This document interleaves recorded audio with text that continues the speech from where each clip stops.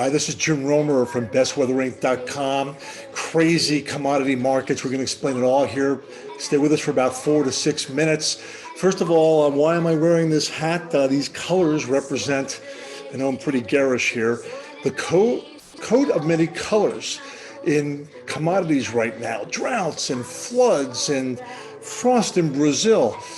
You hear the background of Dolly Parton, The Coat of Many Colors, one of my favorite songs, and one of my favorite Broadway shows, The Amazing Technicolor Dreamcoat, about Joseph and the Pharaohs and the history of the Bible, if you've never seen that before. Anyway, let's get back to the weather. What's going on right now? Yes, there is coats of many colors right now regarding commodities. You can see there. If you've been long the ETF Joe or natural gas, on my advice over the last few weeks, if you're a Weather Wealth subscriber, you've done really, really well in coffee and also some of the grains and natural gas markets. Look at the guy in the lower left there right now. He was actually bullying me in high school. Person there in the upper left, very excited about the global commodity markets right now and also inflationary fears. And we'll be talking a lot about this in the weeks to come. First of all, natural gas. Why have prices rallied? The Western drought is historical. You're seeing millions of customers now having to use natural gas instead of hydropower. Also, the potential for extreme heat into August. I've been forecasting for my clients. I mentioned about 2 weeks ago, we'll go to $4 in natural gas. And we have some updated forecasts for the winter for Weather Wealth subscribers at bestweatherinc.com, and what I think La Nina may actually do. Of course, this huge dome, this record heat, moving into the plains in western Midwest and 110 degrees out in Utah and the Pacific Northwest, responsible for the big move in natural gas. What will happen in the days and weeks to come? You'll have to subscribe to my newsletter to find out. Let's talk more about also the corn market. Why have corn and bean prices gone back and forth over the last few days here?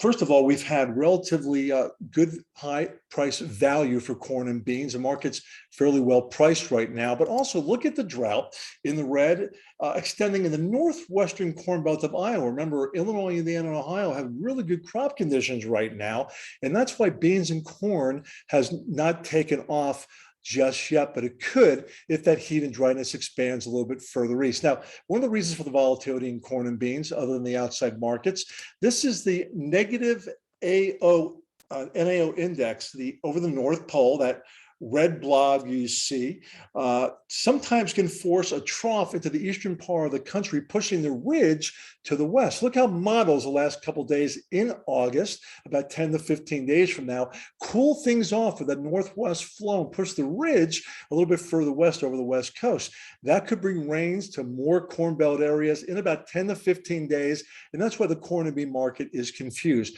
How do you trade this stuff? Will that ridge actually go west? Perhaps the models are too aggressive with this negative AO index over the Arctic. You see that could push this trough and cool blue weather into the Midwest and East. Maybe it's overzealous. So we have recommendations for our clients on how to use options and trade this volatility, which is just insane right now in the corn and soybean market. As far as wheat goes right now, we've caught this move for our clients. The historical drought in Canada, the Northern Plains, and also Russia has been a main impetus for wheat prices to explode here over the last week or so. You see that, but also the flooding in Germany. Will that continue? Germany is one of the biggest exporters of wheat in the world, and they're seeing just historical flooding right now. So much to watch. It's affecting a lot of these markets right now, the weather. And one of the biggest things we've actually are watching right now for clients is in coffee, an exploding move in coffee. We've been relatively bullish on the drought and the ETF Joe and have option strategies. This frost was kind of a surprise early on this week because of the flow pattern, not out of Antarctica, but actually out of Argentina. But look at this. This is for July 29th. I told clients about this on Tuesday and Wednesday. Look at the flow on July 29th coming from Argentina, that south flow. Remember, it's the opposite in the southern hemisphere.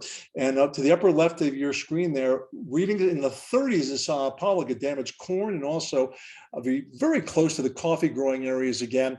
And that's one reason why coffee prices soared early on this week. week to the middle part of this week. I have to hand it to Judy Gaines, a soft commodity analyst. Look at this. So this frost and early on this week, they're still trying to assess the damage in Minas Gerais. I was surprised there. She has absolutely nailed this market and has nailed the drought. One of the best soft analysts in the world. I recommend you go to her website at Judy Gaines Consulting. She's been right on top of this. Look at this. She was down in Brazil this last week or two. This is how the frost affected some of the crop in Minas Gerais. Look at the leaf there, some leaf burn. What does that mean? It may not affect this year's production, but with the drought and the frost on top of that, that could really jeopardize next year's 2022 crop. What's our longer range outlook? How do you trade this stuff? Again, we hope you subscribe at bestweatherinc.com, either to my monthly newsletter or Weather Wealth, which is twice a week updates for clients all over the world. Finally, one market I've actually been bearish on that's been right on has been in cocoa. Why has cocoa prices collapsed below long-term support? La Nina may come back this fall. Remember, La Nina usually is good for global cocoa production. And we've had generally great weather and production and crops over the last year or so here. We've been on top of that market as well. Could things change? Potentially, but COVID-19 demand worries also hurting the cocoa market. And that's one of the few commodities I've actually been bearish on over the last few months. So for corn and beans right now, it's all about this ridge. Is it going to move to the west? How will the AO index over the North Pole affect the Corn Belt drought that's expanding into Iowa and perhaps other areas of the Western Corn Belt?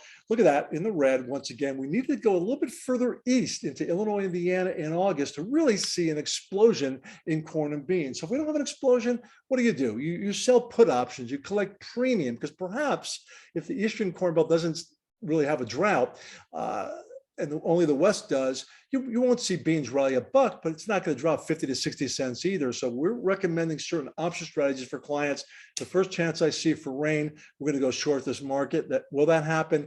Again, you have to stay tuned, and we will update you, certainly try to help you navigate these turbulent waters in commodities, which are very exciting, particularly recently in coffee and Joe and wheat, three of our best trades over the last few weeks. Have a very good rest of the weekend, and talk to you soon.